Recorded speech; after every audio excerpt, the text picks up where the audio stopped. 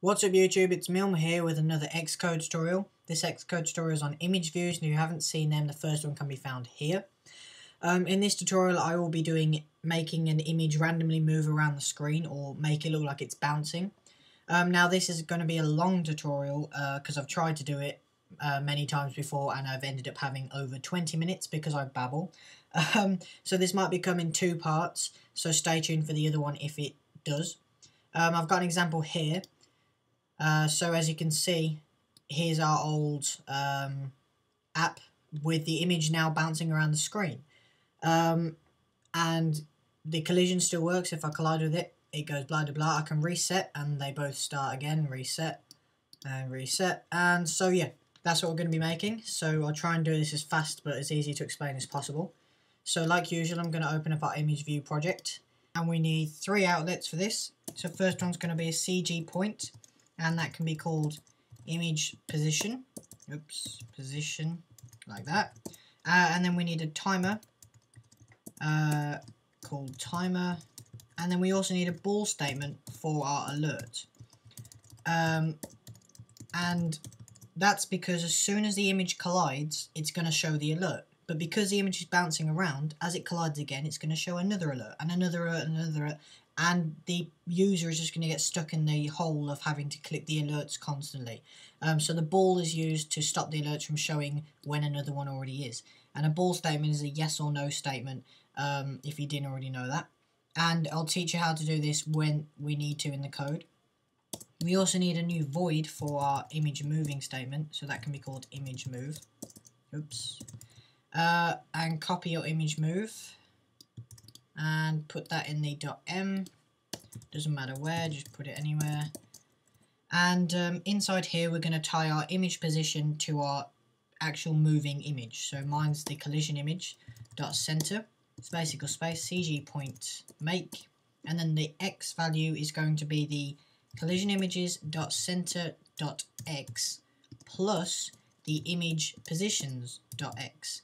And that's really simple. I don't know how I'm supposed to explain that, but it's basically plussing the imagePosition.x to the center of the collisionImage.x value, and the collisionImage.center.y plus imagePosition.y, and that's exactly the same as the other one, it's just with the y's instead of the x's. And now we're going to do the code that will stop the image going off the screen, so making sure it doesn't bounce away from the screen and never come back again. So we're going to do an if statement, but don't autocomplete. And that's going to be the collisionImages.center.x is greater than 320 pixels, or, and these two lines here mean or, collisionImage.center.x is less than 0, then do something. And the reason why we say if it's greater than or less than 320 or 0 is because the iPhone screen is 320 by 480 pixels. Now, if this basically is saying if the collisionImages.center.x value is greater than 320 pixels, because that's how far along the x-axis the pixels are, then do something or go in the opposite direction or something like that. And it's the same over here because there's also a 0 pixel and the 320 pixel. The 0 is for the other one as well. So if we just go in here and now we want to change it and make it go the other way, so it's going to be the imagePosition.x space equals space minus imagePosition.x. And we can use the image position now because we tied it to the x value over here. And that basically means go in the opposite direction because the minus is obviously opposite. So that basically means go in the opposite direction. And now we need to do the same but for the y. So collisionImage.center.y is greater than, and then this time it's going to be 460. Now the reason why it's not 480 is because we've got the status bar, and the status bar is 20 pixels of the screen. So instead of 480 it's going to be 460. And there's going to be 2 lines again for all. .center.y is less than 0. And it's going to be exactly the same thing. imagePosition.y is equal to image minus imagePosition.y and semicolon. And obviously if you're doing a iPad app, you're going to make sure you change these dimensions because the iPad is obviously a lot bigger. So find out the dimensions of the iPad and then change it accordingly. So that's that. Now we need to go down to the viewDidLoad and then comment it with the greens. And below the super viewDidLoad, and now we're going to set our image position's actual point. And now we're going to go image position space equals space CGPointMake. So this is basically putting the image's position on the screen. And we can just put that 10 by 10.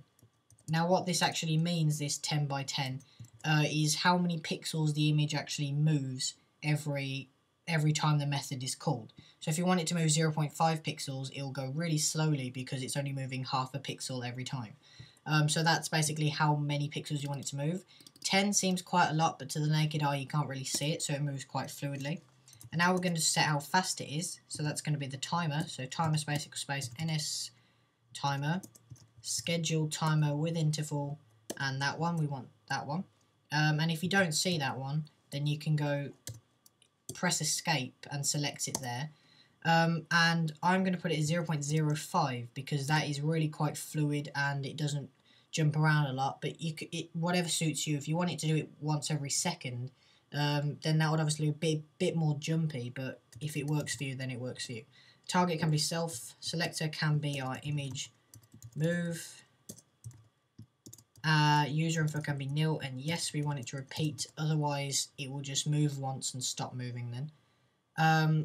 And that can be it for now, and I'm just going to build and run and show you the problems with this 46320. So here's our app, and we haven't told it to collide yet, so don't worry about the alert popping up. But as you can see, the image is now kind of bouncing around, but half the image disappears as it hits the edge. And that's kind of a bit annoying, and you don't really want it to do that. So I'm just going to teach you how to fix that.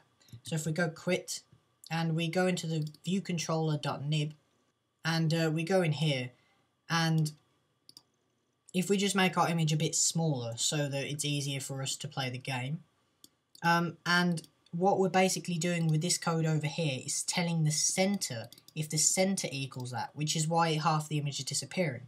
But we don't want it to do that, so we're going to go over here back to Interface Builder, and we're going to find out where the center is when it hits the edge. So if we select the center bit here, and then we drag the image across to the edge, and look where the center is. So that's 29, and then if we drag it across the other way, and 290.